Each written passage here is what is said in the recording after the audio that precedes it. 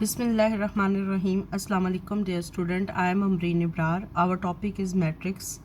Chapter 5 exercise 5D from book D4 7th edition question number 11. ये students question number 11 में हमें A B C matrix given है और first part है evaluate a square. Second part is if AB is equal to I mean identity matrix. Find the value of K and A. This K and A. Third part में देखें find the value of H for which determinant of A is equal to determinant of C. In fourth part, if determinant of B is equal to determinant of C, find the value of H when A is equal to 3. देखें students A matrix हमें given है 2 3 0 4. हमने evaluate करना है ए square. ए square means के matrix A को ए से ही multiply कर दें. अब हमने ए को ए से मल्टीप्लाई करना है तो हमारे पास क्या आ जाएगा ए स्क्वायर. ए मैट्रिक्स हमारे पास क्या है 2 3 0 4. इसी मैट्रिक्स को हम मल्टीप्लाई कर देते हैं 2 3 0 4 से. अब स्टूडेंट्स मल्टीप्लाई करने का इजी वे मैंने आपको बताया हुआ है कि number of columns of first matrix is equal to number of rows of second matrix. Equal है. देखिए फर्स्ट मैट्रिक्स की फर्स्ट रो ले लें. फर्स्ट रो क्या है 2 3.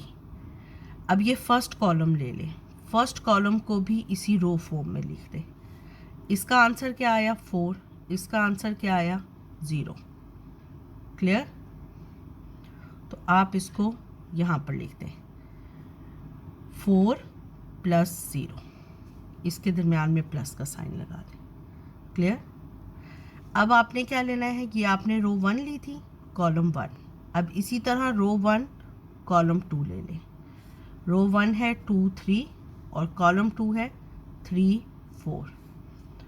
2 3 ज़ा 6 4 3 ज़ा 12. 6 प्लस 12 आप इधर लिख दें. देखिए ये कॉलम 1 से मल्टीप्लाई किया रो 1 को. ये रो 1 को कॉलम 2 से मल्टीप्लाई किया तो उसका आंसर यहाँ पर लिख दें. उसके बाद अब आप रो 2 ले लें. रो 2 को कॉलम 1 से पहले मल्टीप्लाई करें.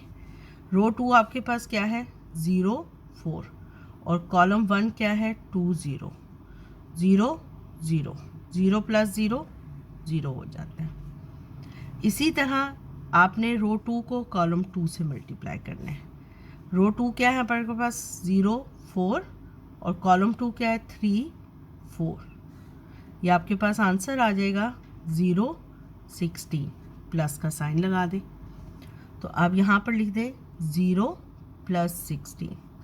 देखिए कुछ बच्चों को ये डायरेक्ट भी करना आता है कि 2 को इस 2 से मल्टीप्लाई करें 2 2 ज़ा 4 और 3 को इस 0 से मल्टीप्लाई करें 3 0 ज़ा 0 4 प्लस 0. आप ऐसे डायरेक्ट भी कर सकते हैं. लेकिन जिन स्टूडेंट्स को समझ नहीं आती वो रो 1 को आप R1 का नेम दे दें. रो 1 को कॉलम 1 से मल्टीप्लाई करें तो यहाँ पर लिख दें आंसर. इसी तरह रो 1 को कॉलम 2 से मल्टीप्लाई करें. यहाँ पर आंसर लिख दें. फिर रो 2 आ जाएगी. रो 2 को कॉलम 1 से मल्टीप्लाई करें. यहाँ पर आंसर लिख दें. सिमिलरली रो 2 को कॉलम 2 से मल्टीप्लाई करें. यहाँ पर आंसर लिख दें. क्लियर. अब इनको सिंप्लीफाई कर लें. 4 प्लस 0 4 ये 0 आ जाएगा. 6 प्लस 12 18 और ये क्या आ जाएगा 16. ये हमारा ए स्क्वायर का आंसर आ गया. क्लियर. अब देखें स्टूडेंट्स क्वेश्चन नंबर 11 के सेकंड पार्ट में कहता है कि if A B is equal to I mean identity matrix. Identity matrix क्या होता है. देखिए ये आइडेंटिटी मैट्रिक्स है. इसके डायगोनल एंट्रीज जो हैं वो 1 होते हैं. मैट्रिक्स में सिर्फ एक ही डायगोनल होता है और वो फर्स्ट रो से स्टार्ट होता है. First row first column element से स्टार्ट होता है और वो लास्ट रो लास्ट कॉलम तक जाता है. और उसके बाद all entries are equal to 0. Diagonal entries 1 होती हैं और डायगोनल एंट्रीज के अलावा ऑल एंट्रीज क्या होती हैं 0 होती हैं. मैट्रिक्स में सिर्फ एक ही डायगोनल होता है, आप इनको डायगोनल एंट्रीज नहीं कह सकते। क्लियर। अब देखिए हमने आइडेंटिटी मैट्रिक्स वो लिखना है, उस ऑर्डर का लिखना है जो ए और बी का ऑर्डर है। क्लियर। ए का ऑर्डर भी 2 बाय 2 है और बी का ऑर्डर भी 2 बाय 2 है, तो आइडेंटिटी मैट्रिसेस भी हमने 2 बाय 2 का लिखना है।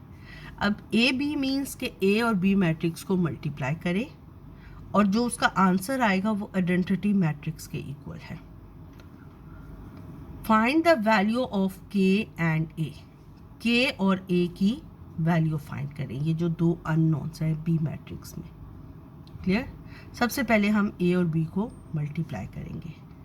ए मैट्रिक्स को आपने बी से मल्टीप्लाई करना है। पहले ए मैट्रिक्स लिख ले, 2 3 0 4।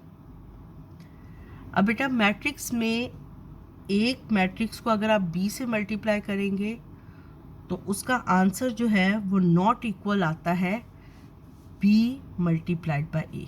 सम केसेस में इक्वल आ सकता है, लेकिन ए मल्टीप्लाइड बाय बी का answer B multiplied by A के इक्वल नहीं होता। ठीक है, इसलिए आपने ये बहुत ध्यान रखना है कि आपको ए बी कहा है तो आप पहले ए मैट्रिक्स लिखें फिर बी मैट्रिक्स लिखें। कभी कभी ऐसा होता है कि कुछ मैट्रिसेस की ऐसी वैल्यूज़ होती हैं कि उनको मल्टीप्लाई करें तो A B is equal to B A आ सकता है। स्टूडेंट्स, ए मैट्रिक्स आपने लिख लिया, इसी तरह आप इसी के साथ बी मैट्रिक्स लिख लेंगे। बी मैट्रिक्स आपके पास है 1 बाय 2 0 माइनस के और 2a। अब a और b को मल्टीप्लाई करते हैं। 2 मल्टीप्लाइड बाय 1 बाय 2, आंसर क्या आ जाएगा 1। 3 मल्टीप्लाइड बाय 0 0। आप इस तरह भी लिख सकते हैं r1 2 3 c1 1 by 2 and 0। 2 multiplied by 1 by 2, आपने इसको ऐसे लिख कर सॉल्व करना है, तो ये 2 2 से कैंसिल हो जाएगा, आंसर क्या आता है 1। और 3 मल्टीप्लाइड बाय 0 0 और दोनों को ऐड कर दें। सिमिलरली 2 को मल्टीप्लाई करेंगे माइनस के से, तो क्या आंसर आ जाएगा -2k प्लस 3 2 6a। आप ऐसे भी डायरेक्ट भी कर सकते हैं, इसको ऐसे लिख भी सकते हैं। R2 क्या हो गया हमारे पास, R1 क्या हो गया हमारे पास 2 3 और C2 क्या हो गया हमारे पास -k 2a। इनको मल्टीप्लाई किया तो -2k और प्लस 6a। सिमिलरली अब हम रो 2 को कॉलम 1 से मल्टीप्लाई करेंगे। 0 multiplied by 1 by 2 0, 4 multiplied by 0 0, 0 multiplied by -k 0 plus 4 2 8a। ये आपका डायरेक्ट मेथड है। अब इसको सिंप्लीफाई कर ले, क्या आंसर आ गया 1 0 -2k plus 6a 8a।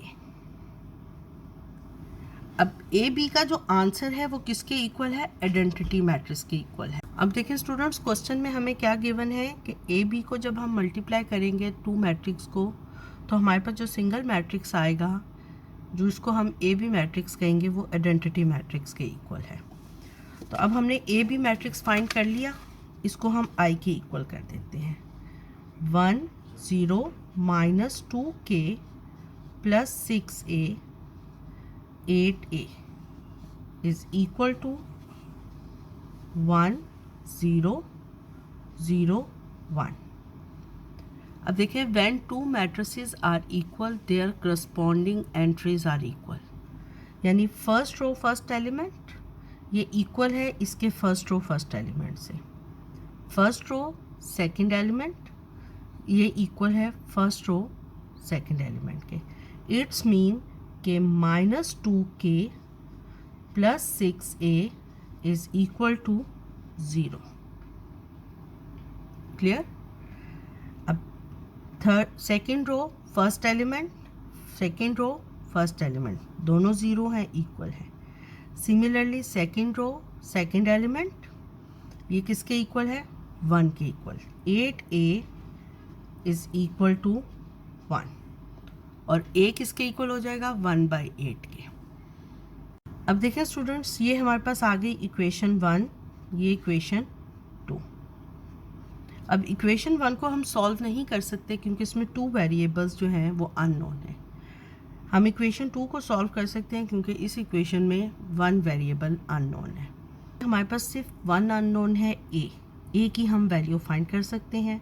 8a is equal to 1, a is equal to 1/8। अब हम a की वैल्यू सब्स्टिट्यूट करेंगे इक्वेशन 1 में, तो हमारे पास क्या आ जाएगी, k की वैल्यू आ जाएगी -2k प्लस 6, a की प्लेस पर क्या लिख देंगे 1/8 इज इक्वल टू 0। इसको सॉल्व कर लें, -2k प्लस 3/4, इसको कटिंग हो जाएगी, 2 3 ज़ा 6, 2 4 ज़ा 8, 3/4 इज इक्वल टू 0। अब 3/4 is equal to 2k, 2k को इस तरफ ले जाएं, 3/4 इज इक्वल टू 2k, क्योंकि k की वैल्यू हमने पॉजिटिव रखनी है इसलिए हम k को लेकर गए हैं। अगर k पॉजिटिव होता तो फिर हम -3/4 को लेकर जाते। हमें k की वैल्यू चाहिए, ये तो 2k है, dividing both sides of equation by 2, तो ये हमारे पास हो जाएगा k 3/2 multiplied by 4, k is equal to 3/8 answer. ठीक है, जब हमने बोथ साइड्स ऑफ इक्वेशन को 2 से डिवाइड किया तो देखें ये 2 कैंसिल हो गया और यहाँ पर 2 मल्टीप्लाई हो गया इसके डिनोमिनेटर के साथ, तो k की क्या वैल्यू आ गई 3/8। Question number 11 third part, find the value of h for which determinant of a is equal to determinant of c। First हम डिटर्मिनेंट ऑफ a फाइंड करते हैं। a डिटर्मिनेंट को हम इस तरह लिखते हैं और इसकी मैट्रिक्स को भी ऐसे लिख सकते हैं 2 3 0 4। अब 2 को इस 4 से मल्टीप्लाई करना है, फिर माइनस साइन के साथ 0 को इस 3 के साथ मल्टीप्लाई करना है। 2 मल्टीप्लाइड बाय 4, माइनस साइन लगाएंगे मिडल में, 3 मल्टीप्लाइड बाय 0, तो क्या आंसर आ गया 4 2 ज़ा 8 -0, तो 8 आ गया। डिटर्मिनेंट ऑफ a क्या आ गया 8। इसी तरह हम डिटर्मिनेंट ऑफ c फाइंड करेंगे, 6 2 -3 and h। 6 multiplied by h 6h -3 multiplied by 2 -3। अब देखिए ये माइनस साइन ऑलरेडी है, -3 को हम ब्रैकेट में लिखेंगे multiplied by 2, minus minus plus हो गए 6h प्लस 6। अब हमने डिटर्मिनेंट ऑफ a भी फाइंड कर लिया, डिटर्मिनेंट ऑफ c भी फाइंड कर लिया, और वी नो दैट क्वेश्चन में हमें गिवन है कि determinant of a is equal to determinant of c। It's mean के 6h plus 6 is equal to 8। अब इसको सॉल्व कर लेते हैं, तो हमारे पास h की वैल्यू आ जाएगी 8 - 6, 6h is equal to 2, h is equal to 2/6, dividing both sides of equation by 6, h is equal to 1/3 answer. Question number 11 part 4, if determinant of b is equal to determinant of c, find the value of h when a is equal to 3। अब देखें students, इसमें हमने क्या करना है, first we find the value of determinant of b। Determinant of b हमने find करना है, 1/2 को मल्टीप्लाई करना है 2a से, और 0 को मल्टीप्लाई करना है -k से, तो वो हमारे पास आंसर क्या आ जाएगा 0। ये हमने सॉल्व किया तो क्या आ गया, determinant of b is equal to a। अब डिटर्मिनेंट ऑफ c फाइंड करते हैं। डिटर्मिनेंट ऑफ c हमने फाइंड किया, तो ये स्टूडेंट्स डिटर्मिनेंट ऑफ c हमने फाइंड किया 6 2 -3h इज इक्वल टू, यहाँ पर मैंने डायरेक्ट कर लिया है, आप इस तरह सॉल्व करेंगे। 6h